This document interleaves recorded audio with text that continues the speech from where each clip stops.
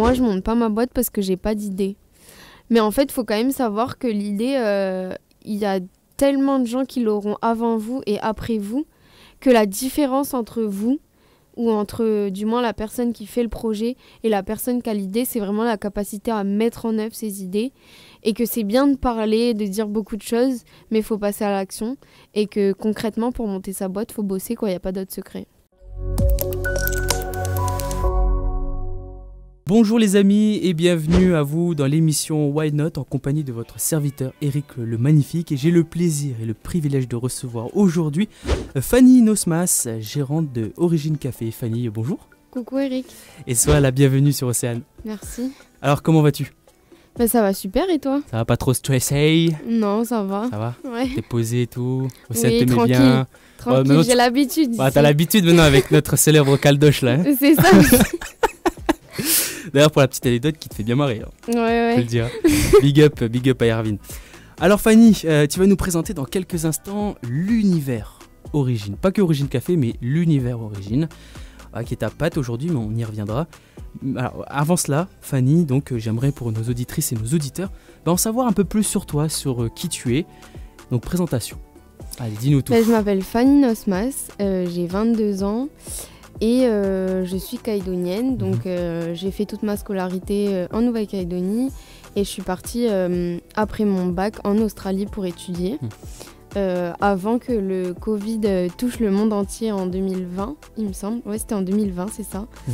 Et je suis revenue en Calédonie, je suis rentrée à l'EGC et j'ai monté donc Origine Café, puis l'univers Origine comme tu l'appelles. Tu fais quoi dans la vie aujourd'hui ? Là, tu vis de ton projet Origine C'est ça. Origine donc Café. quand j'ai ouvert Origine, je faisais encore mes études. Donc pendant un an, j'ai géré et mes études et l'ouverture du café. Et aujourd'hui, je suis à 100% chef d'entreprise. Donc je gère des salariés, je suis gérante tu gères d'entreprise. tes fournisseurs, c'est ça. tes commandes, la les clients, la comptabilité, comptabilité. de la gestion, toutes les fonctions de la communication, toutes les fonctions d'une chef d'entreprise. Et j'ai aussi des projets à côté pour la suite. Toujours plus parce que de tu t'arrêtes projets. pas là. Voilà. Toujours plus. Ouais, exactement. Qu'est-ce qui t'a donné envie de créer donc ce café, Origine Café, et pourquoi ? Pourquoi ce nom aussi, Origine ? Ouais. Alors, donc je suis rentrée de Melbourne, comme je te disais, et j'ai intégré l'EGC, à savoir que je me retrouvais dans une classe avec que des gens plus petits que moi, parce que j'avais pris Plus un jeune an. de beaucoup ? Plus jeune d'un an, mais moi j'avais quand même beaucoup évolué, j'étais partie à l'étranger, donc c'était un vrai coup dur de rentrer. Après mon expérience à Melbourne, je voyais vraiment une carrière à l'international, et là ça me réduisait à, entre guillemets, à revenir au pays pour reprendre une école que je trouvais pas forcément à la hauteur de mes attentes. Et donc je me suis dit sans prétention bien sûr. Hein. Oui, non mais je veux dire à la hauteur de mes attentes, de ce que moi je voulais. Je savais pas si j'en étais capable, mais je veux dire voilà, moi je m'attendais vraiment à une carrière, mais c'est une super école, hein. Enfin vu aujourd'hui j'ai aucun regret d'être rentrée, et c'était le meilleur choix, qui est la meilleure décision que j'ai prise. Mais donc j'étais dans un mood où j'étais vraiment t'avais des idées, t'avais construit ta carrière et le fait... c'était la désillusion, c'était... Voilà. Et donc je me suis dit, comment est-ce que je vais investir mes 2 ans ? Et là, j'ai entendu parler du parcours entreprendre de l'EGC, qui proposait de t'aider à monter ta boîte. Et donc je me suis dit, ok, je vais monter ma boîte. Cette idée de... Moi, j'ai toujours voulu être chef d'entreprise, c'était vraiment un objectif depuis toujours. J'ai des parents chefs d'entreprise, donc j'ai grandi dans un milieu où je connaissais déjà, je connaissais déjà ce monde-là. Et donc, je décide en 2020 d'intégrer le parcours entreprendre, d'intégrer aussi en parallèle le pôle Pépite NC, qui est un incubateur porté par l'université, et de me lancer dans ce projet-là, tout en sachant qu'au début, j'étais pas du tout affiliée au MK2, je savais pas du tout où est-ce que j'allais monter ce café. C'était vraiment mon projet de base, de monter un petit café à l'australienne. C'est ça. Parce que tu as vu comme j'avais découvert un peu à Melbourne qu'il peut y avoir ailleurs. C'était mon objectif. Donc j'ai commencé à bosser là-dessus. Ça n'a pas toujours été évident dans le sens où j'ai eu le Covid aussi avec plusieurs confinements à la suite. Donc je me suis dit je vais jamais en voir le bout. Et à la base en fait mon objectif c'était de rendre mon business plan à la fin de mes études. Et donc le parcours entreprendre c'est ça, c'est en fait on n'est pas diplômé comme les autres parce que nous notre diplôme c'est notre business plan, c'est le rendu de notre projet. Mais un business plan, c'est rien. Enfin, quand t'as fait le business plan, ok, c'est cool. Mais après, bon courage, quoi. Ouais. Et en fait, en 2020, en avril 2020 exactement, je rencontre Séverine et Philippe, qui sont la direction générale du MK2. Enfin, je les re-rencontre du MK2 d'MBA.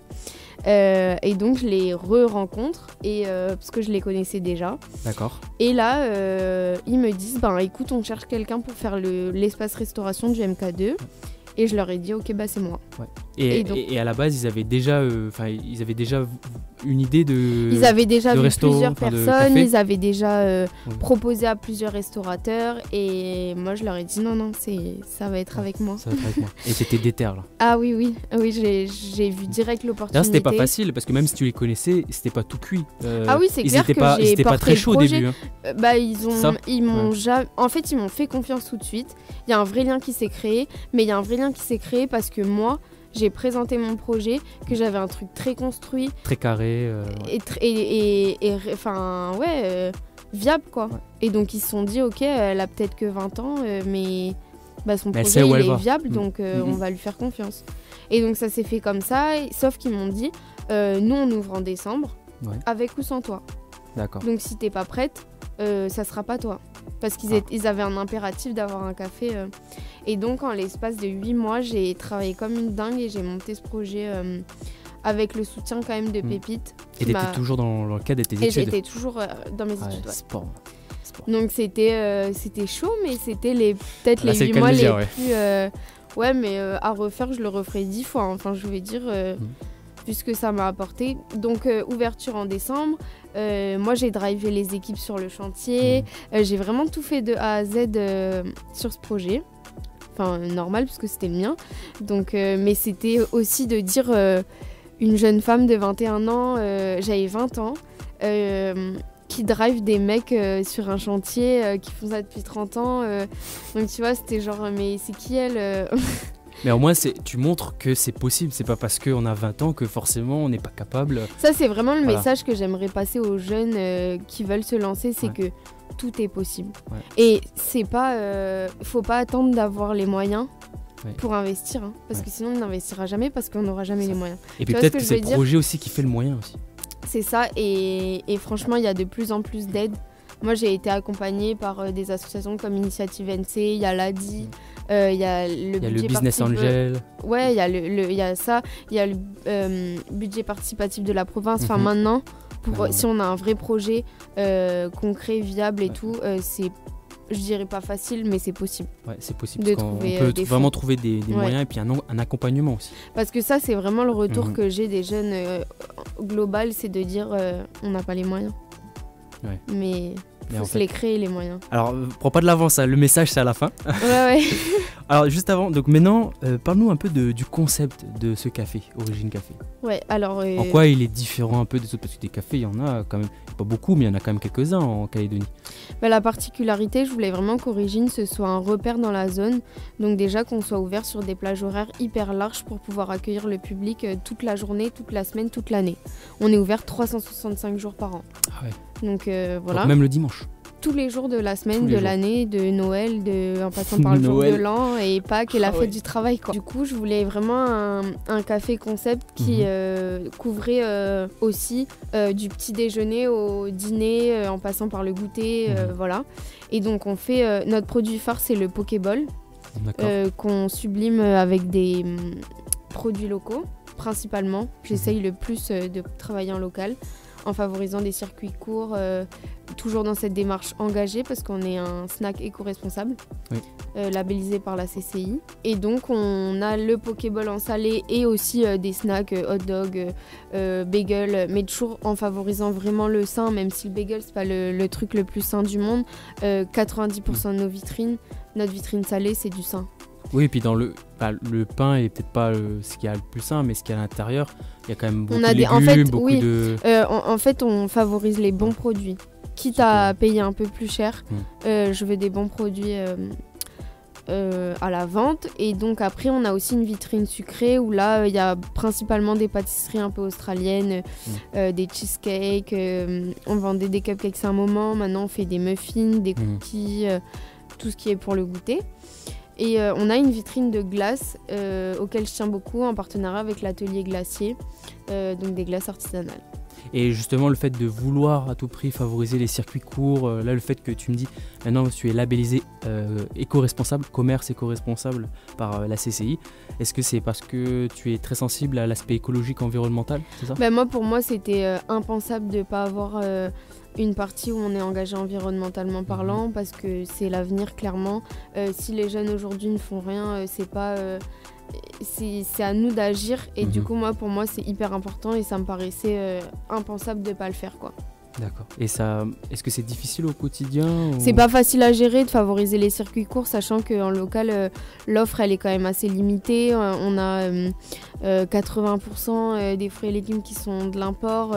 Franchement, c'est pas facile, mais moi ça me dérange pas du tout, et c'est même normal de le faire, quoi. Ok.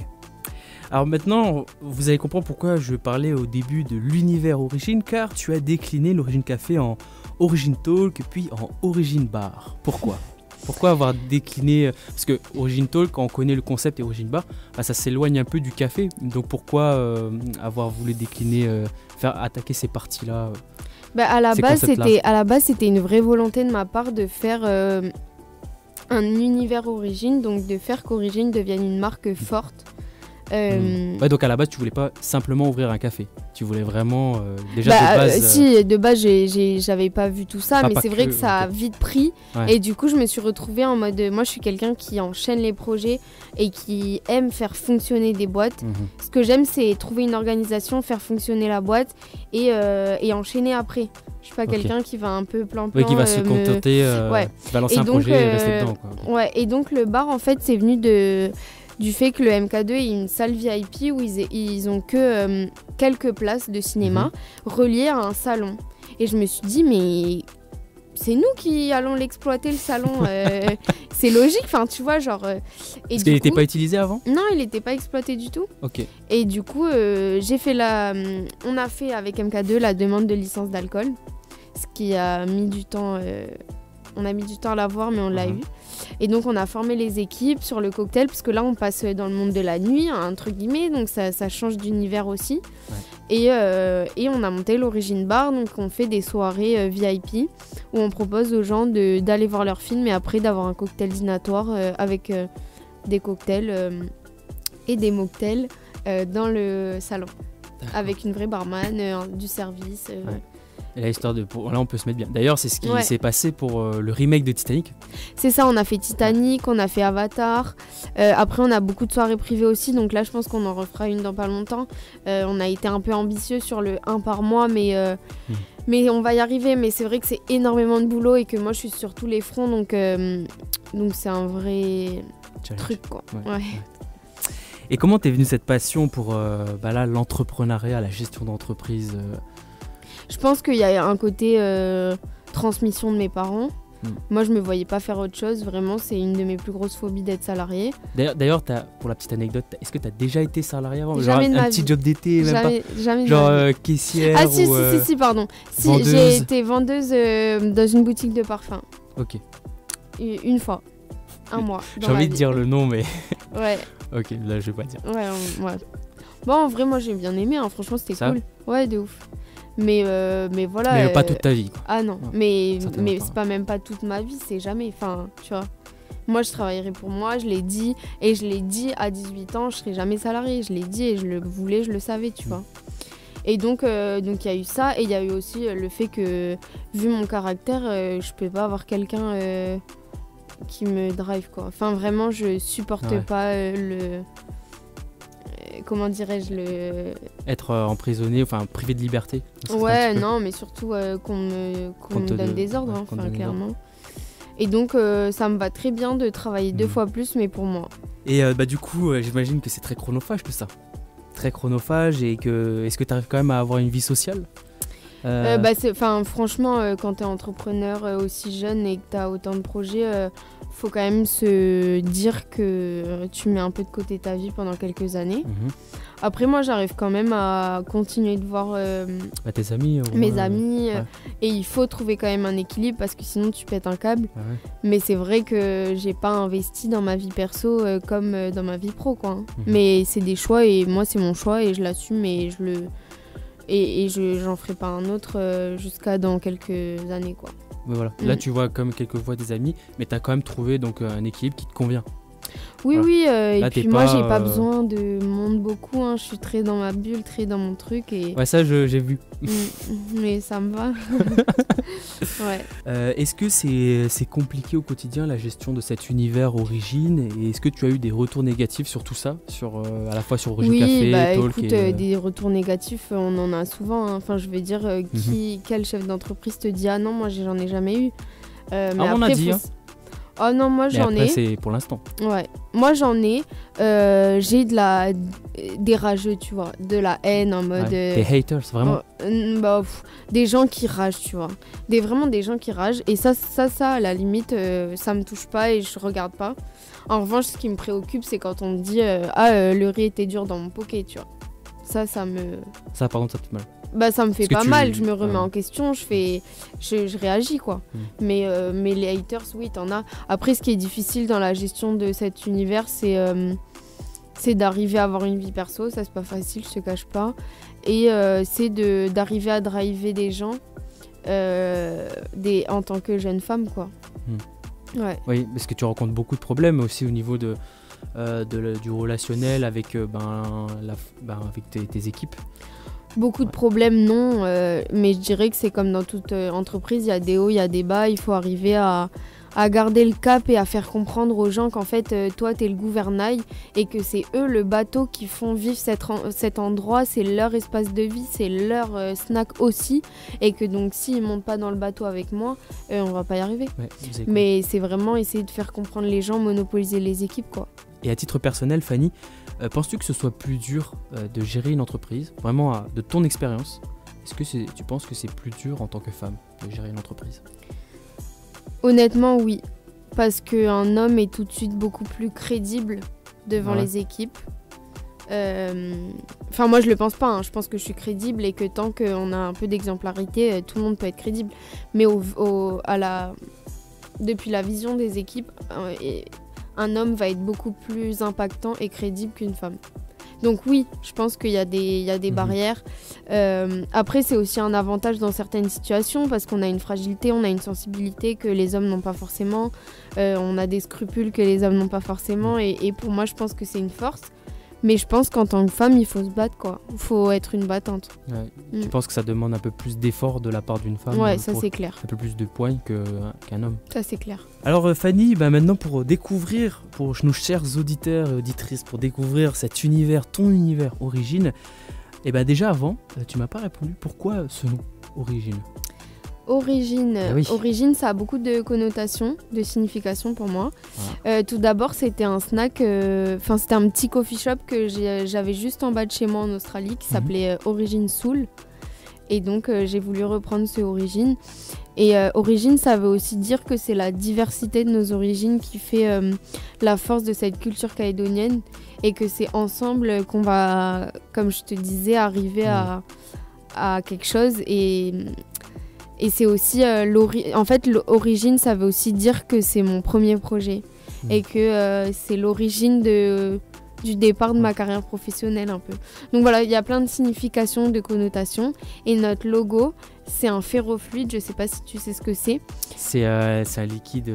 C'est un fluide, c'est ça. C'est un fluide qui réagit aux aimants et qui sont utilisés beaucoup dans les effets spéciaux au cinéma.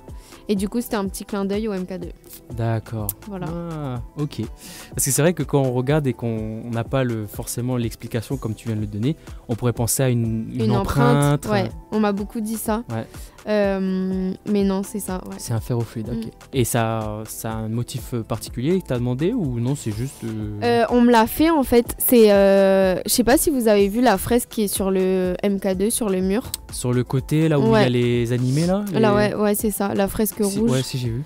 Et ben en fait, c'est l'auteur... de cette fresque qui a fait... L'artiste de cette fresque qui m'a fait un ferro exprès pour Origine.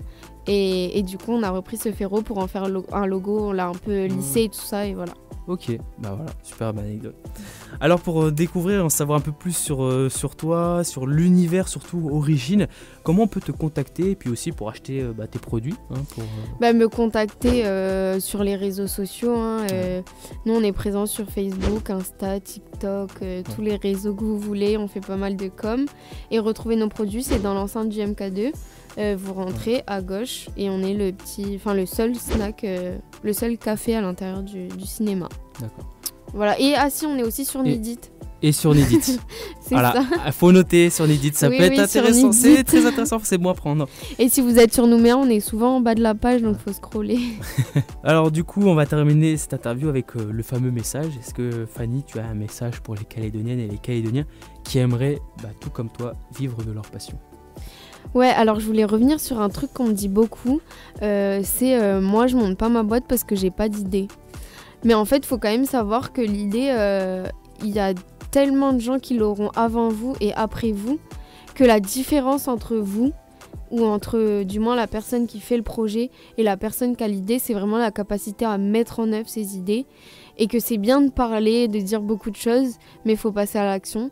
Et que concrètement, pour monter sa boîte, il faut bosser, quoi. Il n'y a pas d'autre secret. Voilà, c'est mon message. Merci. Voilà, trop but, parfait. Merci Fanny pour ce message, pour ce beau message. Merci à toi.